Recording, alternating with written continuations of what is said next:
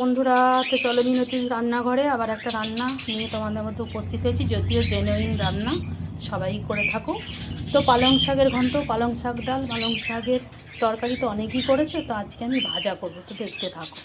এই যে কড়াই বসিয়ে দিয়েছি, কড়াই দিয়ে দিয়েছি তেল গরম হয়ে গেছে, আমি আলুটা ছেড়ে দিচ্ছি।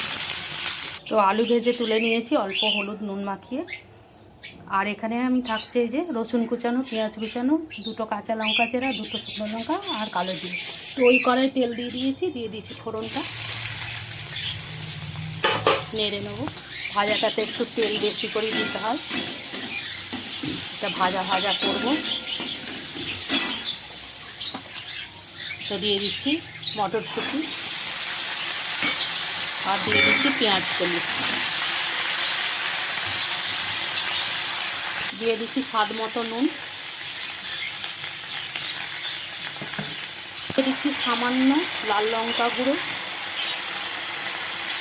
আর দিয়ে দিচ্ছি সামান্য জিরে গুঁড়ো। আবারও নেড়ে নেবো। তো ভাজা ভাজা হয়ে যাচ্ছে, দিয়ে দিচ্ছি হলুদ গুঁড়ো।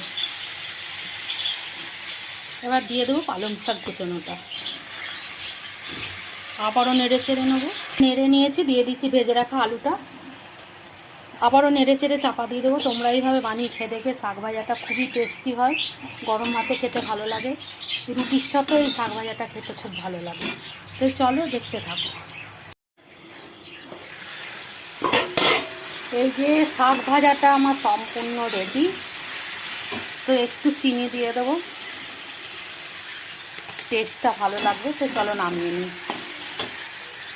তো দেখো শাক ভাজাটা আমার কমপ্লিট, আমি নামিয়ে নিয়েছি। কত লোভনীয় হয়েছে। তো ভিডিওটা ভালো লাগলে লাইক শেয়ার কমেন্ট করো। চলো টাটা।